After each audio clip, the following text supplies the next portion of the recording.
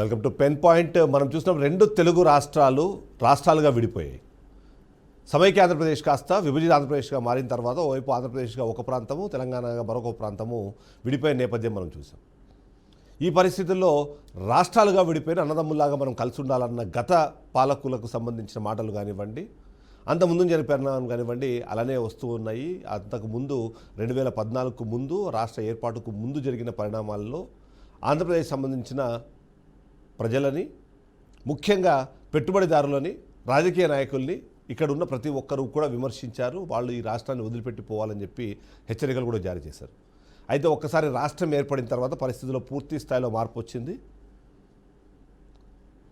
ఆంధ్ర వాళ్ళు అన్న పదం కాకుండా ఆంధ్ర సెటిలర్స్ అన్న పదం కూడా ఇక్కడ వాడకూడదు, మనందరము కూడా తెలంగాణకు సంబంధించిన పౌరులమే అనే విధంగా కేసీఆర్ మాట్లాడిన మాటలు, ఆ తర్వాత వచ్చిన ఫలితాలు అవన్నీ కూడా ఎంతో కొంత కేసీఆర్ ఆంధ్రాకు సంబంధించిన ప్రజలు ఎవరైతే ఇక్కడ ఉంటున్నారో వాళ్ళు ఎవరిని ఒక్క మాట కూడా అనకుండా జరిగిన పరిణామాలని చూసుకుంటూ వచ్చాం. కానీ ఇప్పుడు మరొకసారి రాష్ట్ర విభజన జరిగిన చాలా సంవత్సరాల తర్వాత ఇప్పుడు మరొకసారి తెలుగు రాష్ట్రాల్లో ఉన్న ఈ ప్రజలను రెండు రాష్ట్రాల్లో ఆంధ్రోళ్ళుగా, తెలంగాణోళ్ళుగా ఇద్దరుగా విడదీసే ప్రయత్నం జరుగుతుందో, అలాంటి డిస్కషన్ ఏమైనా జరుగుతుందని అనుమానం వచ్చేలాగా ఇప్పుడు కొన్ని ఘటనలు అయితే జరుగుతున్నాయి. అందులో ముఖ్యంగా కేసీఆర్ చాలా రోజుల తర్వాత బయటికి రావడము, ఆయన పెట్టిన ప్రెస్ మీటు, ఆ ప్రెస్ మీట్లో ఆయన వెలుబుచ్చిన అభిప్రాయాలు, ఆయన మెన్షన్ చేసిన కొన్ని ఇష్యూస్, అందులో భాగంగా ఆంధ్రప్రదేశ్ రాష్ట్రానికి సంబంధించిన వ్యక్తుల గురించి మాట్లాడడము, వాళ్ళకి తెలంగాణలో ఇప్పుడున్న అధికార పార్టీకి సంబంధించిన నాయకుల మధ్యలో ఉన్న సంబంధాలు ఇవన్నీ మాట్లాడుతూ వచ్చారు. ఆ తర్వాత దానికి రియాక్షన్స్ కంపల్సరీ మనం చూడాల్సిందే. ఆ రియాక్షన్స్ అన్నవి కూడా ఇప్పుడు రిపిటేటివ్గా జరుగుతున్నాయి. దానికి ఆజ్యం పోసింది మాత్రం తెలంగాణ రాష్ట్ర సీఎం రేవంత్ రెడ్డి. ఆయన ఏం మాట్లాడారో ఒకసారి చూద్దాం మనము. ఆ తర్వాత దీని రియాక్షన్స్ ఏంటి, దీని రెప్లికేషన్స్ ఏంటి, వాడన్నీ కూడా డిస్కస్ చేద్దాం. ఒకసారి రేవంత్ రెడ్డి ఏం మాట్లాడారో ఒకసారి చూద్దాం. మనం మంచి పని చేయాలి. దేవుడు శిక్ష ఇచ్చిండు. నేను ప్రమాణ స్వీకారం చేసినాడే కూలబడ్డాడు, నడువిరిగింది. ఇంక ఇంతకంటే పెద్ద శిక్ష నేను జైలు వేసినా అయ్యేదేం లేదు. ఆయననే ఫామ్ హౌస్ను ఒక బందీఖానగా మార్చుకొని చుట్టూతో నా పోలీసులే ఉన్నారు, లోపల ఆయన ఉన్నాడు. చెర్లపల్లికి పంపించినా, చెంచల్గూడకు పంపించినా గదే అవుతుంది కదా. ఇక తిండి బరువు నాకు ఎక్కువ అవుతుంది. అదొకటి. లోపల చెర్లపల్లి చెంచల్గూడ పెడితే ఆయన తిండే తినికి మళ్ళీ ఆయన ఏదైనా కావాలంటే అదిగిన చేస్తే సర్కార్కి ఎక్కువ ఖర్చు అవుతుంది. తిండి ఆయన సంపాదించేది ఇన్నా ఫామ్ హౌస్లే ఒక బందీఖానగా పెట్టుకొని చుట్టూతో మన పోలీసులే పహారా కాస్తున్నారు. ఇక ఆయన చేసిన పాపాలకు ఆయననే పోతాడని ఊరుకున్నా. నేను ప్రమాణ స్వీకారం చేయడానికి పోయిన రోజే మంచం మీద నుంచి బోర్ల పడి మక్కెలు ఇరిగి మూలకు పడ్డాడు. ఇక ఆయన నిన్నొచ్చి పెద్ద మనిషిలాగా మంచి చెప్తాడేమో అనుకున్నా. తోలు తీస్తా అని అన్నాడు. తోలు తీస్తాడంటేనే ఇక నేను చెప్పదలుచుకున్నా, అయ్యేగా నా సంగతి వదులు కానీ మా సర్పంచులు వచ్చిండ్రు, రా ఏ తోలు తీస్తావురా, నీ తోలు తీసుడు కాదు నిన్ను చీరి చింత కట్టి చింత మడకల ఏలాడేసి కొడతారో లేదో మా సర్పంచులు, రా కొడంగల్కి వస్తావా లేకపోతే మమ్మల్ని చింతమడకకు రమ్మంటావా, మా సర్పంచులను తోలుతా. సోయి లేని మాటలు, స్థాయి లేని విమర్శలు. ఒక్కటన్నా అక్కడికి వచ్చే మాట మాట్లాడేయండి. ఆంధ్రప్రదేశ్ రాష్ట్రంతో పోలిస్తే తెలంగాణ రాష్ట్రంలో ఇలాంటి మాటల చలోక్తులు, ఒకరి మీద ఒకరు ఛాలెంజ్లు, అవసరమైన భాష కన్నా అవసరం లేని మాటలు ఎక్కువగా వినిపిస్తుంటాయన్న విశ్లేషణ అయితే మనము రెగ్యులర్గా వింటూ ఉంటాం. అదే తరహాలోనే కేసీఆర్కి సంబంధించి అరెస్ట్ అవుతారా, కేసీఆర్ని అరెస్ట్ చేయడానికి రాష్ట్ర ప్రభుత్వము ఎంతో తహతహలాడుతుంది అన్న విషయానికి సంబంధించి ఆయన మాట్లాడే ప్రయత్నంలో భాగంగా కేసీఆర్ పైన ఆయన చేసిన వ్యాఖ్యలు ఏవైతున్నాయో అవి దుమారం రేపే. అదే స్థాయిలో దాని తర్వాత కేసీఆర్ నుంచి కేటీఆర్ వైపు వెళ్ళారు. కేటీఆర్ గురించి మాట్లాడుతున్న నేపథ్యంలో కూడా ఆయన గుంటూరులో చదువుకున్నారన్న అంశాన్ని తెరపైకి తీసుకొస్తూ ఆయన చేసిన వ్యాఖ్యలు, ఆ తర్వాత రియాక్షన్స్ మనం చూడాల్సి ఉంటుంది. తండ్రి గురించి మాట్లాడిన మాటలకు కేటీఆర్ ఖచ్చితంగా హర్ట్ అయ్యారు. అందులో భాగంగానే తండ్రి గురించి మాట్లాడిన మాటలతో పాటు తన గురించి చేసిన వ్యాఖ్యలకు కూడా ఆయన కౌంటర్ ఇచ్చే ప్రయత్నం చేశారు. ఒకసారి బయట చూద్దాము. బయట చేసిన తర్వాత షో కంటిన్యూ అవుతుంది. మా లీడరు అన్నది పక్కకు పెట్టు, తెలంగాణ తెచ్చిన నాయకుడు అన్నది పక్కకు పెట్టు, 2 సార్లు ప్రజలు గెలిపించిన ముఖ్యమంత్రి అనేది కూడా పక్కకు పెట్టు. మా నాయన కదా, మా నాయన తిడితే కొడుకుకు రేషం రాదా? ఇక్కడ దాకుంది కోపం, ఇక్కడ దాకుంది. దొరికితే ఎడమకాలు చెప్పు తీసుకొట్టాలని ఉంది. కానీ ఏం చేయాలి? ప్రజాస్వామ్యం. ఎకతక్క మాట్లాడితే మళ్ళీ ఏమంటారు, అగో వీనికి బాగా ఇంకా వీనికి అహంకారం ఉంది రాబోయ్ అంటారు. అహంకారం నాదా ఆయనదా? నేను గుంటూరులో చదువుకున్నా అంటాడు.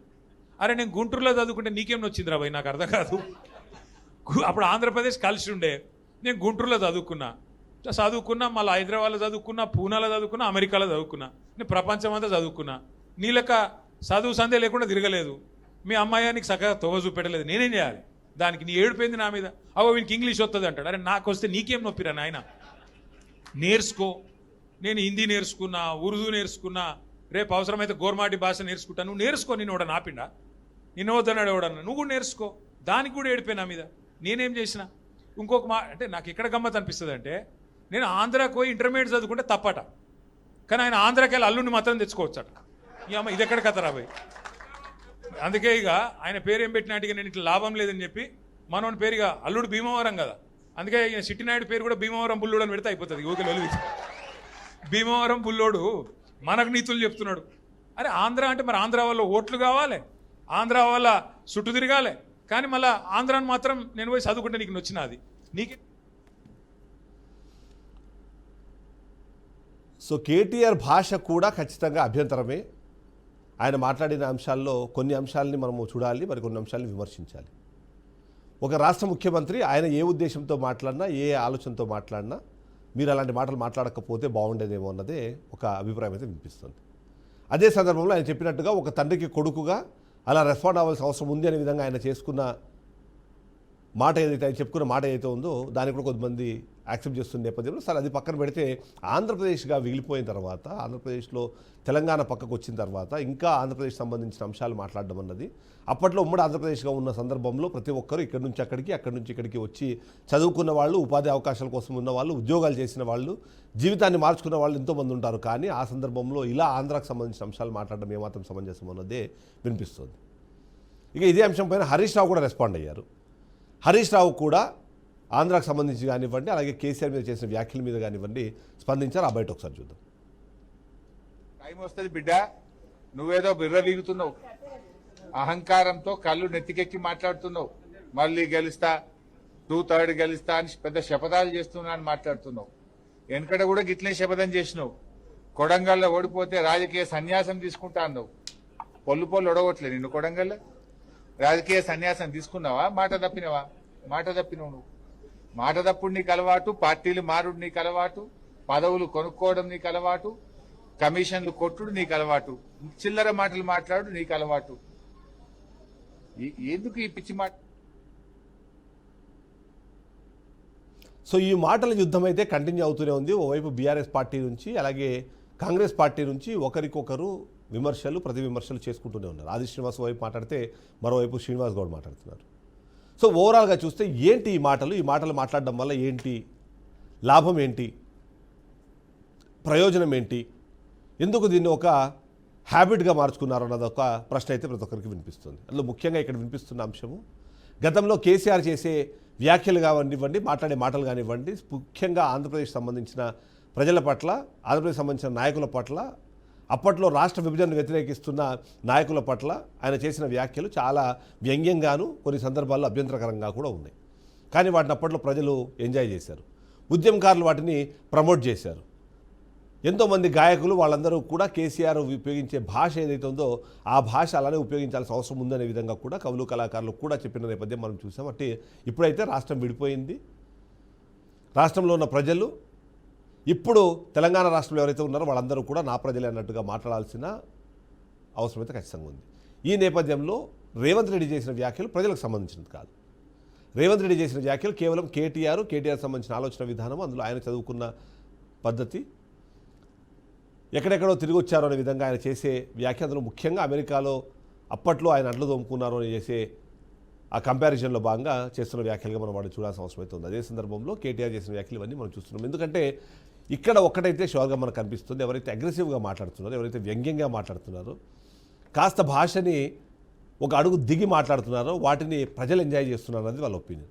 అందులో భాగంగానే మనం గతంలో చూస్తే కేసీఆర్ కానివ్వండి, రేవంత్ రెడ్డి కానివ్వండి, బండి సంజయ్ కానివ్వండి, చాలామంది నేతలు, చాలామంది నాయకులు అలా మాట్లాడేవాళ్ళు, వాటికి ఎక్కువ మంది ఆకర్షితులు అయ్యేవాళ్ళన్న ఉద్దేశంతో అక్కడ ఆగిపోయినట్టుగానే అర్థమవుతుంది. అందులో భాగంగా ఇప్పటికి కూడా అవి కంటిన్యూ అవుతున్నాయి. ఇక ఒకరి మీద ఒకరు విమర్శలు చేసుకునే నేపథ్యంలో అది కేవలం రాజకీయ విమర్శలు, పరిపాలనా పరమైన విమర్శలు ఉండాలి తప్ప వాళ్ళకి సంబంధించిన బాడీ షేమింగ్ లేదా వాళ్ళకి సంబంధించిన ఇతరత్ర పర్సనల్ ఇష్యూస్ మీద మాట్లాడకపోవడం మంచిదన్నదే చాలామంది చెప్తున్నారు. ఈ మాటలు ఏవైతే ఉన్నాయో ఈ మాటలు ప్రజల్లో ఎలాంటి అభిప్రాయాన్ని కలిగిస్తాయన్నది ఇప్పుడు రాజకీయ నాయకులు ఆలోచించాల్సిన అవసరం ఉంది. నేను చెబుతున్నట్టుగా ఎంత హుందాగా వ్యవహరిస్తే, ఎంత కంట్రోల్డ్గా మాట్లాడితే, ఎంత మంచి భాష వాడితే అంత మంచి ఉద్దేశం ప్రజల్లోకి క్రియేట్ చేసే అవకాశం ఉంటుంది. ఇక గెలుపోవటంలు అంటారా, అవి దైవాధీనాలు. ముఖ్యంగా ఓటర్లు తీసుకునే నిర్ణయాల ఆధారంగానే ఆ ఫలితాలు వస్తాయన్నది ప్రతి ఒక్కరికి తెలిసిన విషయం. ఇవాళ గెలిచిన వాళ్ళు రేపు ఓడరు అన్నది లేదు, ఇవాళ ఓడిన వాళ్ళు రేపు గెలవరు అన్నది లేదు, ఎప్పుడు ఒకరు గెలిచే అవకాశం లేదు, ఎప్పుడు ఒకరే ఓడిపోయే పరిస్థితి కూడా ఉండదు. ఇలాంటి నేపథ్యంలో ఎవరు గెలిచినా ఎవరు ఓడినా మిమ్మల్ని గెలిపించింది ప్రజలకు సేవ చేయడానికి, మిమ్మల్ని ఓడించింది కూడా ప్రజలు మీకన్నా మెరుగైన సేవలు ఎదుటి వాళ్ళు ఇస్తారనే ఒక ఆలోచనతోనూ ఆశతోనూ. అది జరిగిందో లేదో 5 సంవత్సరాలకు ఒకసారి ప్రజలు నిర్ణయం తీసుకుంటారు. ఆ రోజు సమాధానం వాళ్ళ ఓట్లతో చెప్తారు. ఆ ఓట్లు సీట్లుగా మారి ఆ సీట్లు సీఎం కుర్చీ దాకా నడిపిస్తాయి. అంతే తప్ప ఇలాంటి మాటలో, ఇలాంటి వ్యంగ్యాస్త్రాలు లేదా ఇలాంటి బూతులో ఖచ్చితంగా అటువైపుగా తీసుకెళ్లే ప్రయత్నం చేయవు అన్నది గుర్తుపెట్టుకోవాలి. ఆంధ్రప్రదేశ్ రాష్ట్రంలో 2019 నుంచి 2024 వరకు జరిగిన పరిణామ క్రమంలో 2024లో ఫలితాలు వచ్చిన తర్వాత చాలామంది చెప్పిన మాట, వైసీపీ ఎందుకు ఓడిపోయింది అని అంటే అక్కడున్న మంత్రులు, వాళ్ళ మాటలు, వాళ్ళ బూతులు, వాటిని కంట్రోల్ చేయలేని పరిస్థితుల్లో సీఎం జగన్ వాటి కారణంగా ఓడిపోయిందన్న విశ్లేషణ వినిపిస్తుంది. ఇప్పుడు మరొకసారి తెలంగాణ రాష్ట్రంలో కూడా అదే పరిస్థితి ఉందా అన్నది. ఇక ఎవరు గెలుస్తారో ఎవరు ఓడతారో గెలిపించే అవకాశం కానివ్వండి, ఓడించే పరిస్థితి కానివ్వండి కేవలం ఓటర్లకు మాత్రమే ఉంటుంది, నాయకులకు కాదు. అలాంటి పరిస్థితుల్లో ఛాలెంజ్లు చేసుకోవడం, ఆ ఛాలెంజ్లు ఓడిపోయిన తర్వాత వాటి మీద నిలబడకపోవడం లాంటి విషయాలను కూడా మనం డిస్కస్ చేయాలి. ఎందుకంటే హరీష్ రావు చెప్తున్నారు, అదే కొడంగల్లో ఓడిపోతే రాజకీయ సన్యాసం చేశారని చెప్పి రేవంత్ రెడ్డి గారు చెప్తున్నారు. కానీ కొంతమంది నిజంగానే ఓడిపోయిన తర్వాత రాజకీయ సన్యాసం తీసుకున్న నాయకులు ఎంతోమంది ఉన్నారు. ఆ తర్వాత రాజకీయాల్లో కనిపించిన నాయకులు కూడా ఉన్నారు. సరే, వాళ్ళు కనిపించడమా కనిపించకపోవడమా అన్నది పక్కన పెడితే, ఇలాంటి భాష, ఈ భాషలో వ్యక్తీకరించే అంశాలు అవి ప్రజలను ఆకర్షిస్తున్నాయి, ఆలోచింపజేస్తున్నాయి. ఈ వైపుగా నాయకులు ఆలోచించాల్సిన అవసరం ఉంది. ఆలోచింపజేయలేకపోతే కేవలం ఆకర్షణ కోసమే ఇలాంటి పదాలను ఉపయోగిస్తే మాత్రం అది డెఫినెట్లీ రాష్ట్రానికి మంచి చేయదు. ఇక ప్రతిపక్షాలు కానివ్వండి, పాలకపక్షాలు కానివ్వండి, రాష్ట్ర ప్రజల ప్రయోజనాలు ఉన్నప్పుడు కలిసి నడవాల్సిన అవసరము, కలిసి నడిపించాల్సిన పరిస్థితులు ఉంటాయి. కానీ ఆ విధంగా ఆలోచన జరగట్లేదు అనేది మనకు అర్థమవుతుంది. 3 పార్టీలు ఉన్నాయి తెలంగాణ రాష్ట్రంలో. గెలిచి అధికారంలో ఉన్న పార్టీగా కాంగ్రెస్ పార్టీ, ఓడి ప్రతిపక్ష పార్టీగా ఉన్న బీఆర్ఎస్ పార్టీ, గెలవాలనే తహతహతో ముందుకు వెళ్తున్న బీజేపీ పార్టీ. ఇన్ని పార్టీలు ఇక్కడ ఉన్నాయి. ఎంఐఎం, మిగిలిన పార్టీలు కూడా ఇక్కడ అక్కడక్కడ వాళ్ళ ప్రాబల్యాన్ని చూపించే ప్రయత్నం చేస్తారు. కానీ వీళ్ళందరూ కలిసి నడిస్తే తప్ప రాష్ట్ర ప్రయోజనాలు జరిగే పరిస్థితి కానివ్వండి, అది ముందుకు వెళ్ళే సిచ్యువేషన్ కానీ లేదు అన్నమాట అయితే మనకు వినిపిస్తుంటుంది. ఈ నేపథ్యంలో ఏం జరగబోతోంది, ఈ మాటలకు సంబంధించిన ఈ టాక్స్ ఏవైతే ఉన్నాయో ఇప్పటికైనా కంట్రోల్లోకి వెళ్తాయా లేదన్న క్వశ్చన్ అయితే చాలామందిలో ఉంది. ఇప్పటికైనా నాయకులు ఆలోచించాలి. ఆలోచించడమే కాకుండా పర్ఫెక్ట్గా మీ బ్లెండ్ చేసుకొని ఆ మాటల్ని రాష్ట్రానికి, రాష్ట్ర ప్రజలకి ఉపయోగకరంగా మార్చాలని కోరుకుందాం.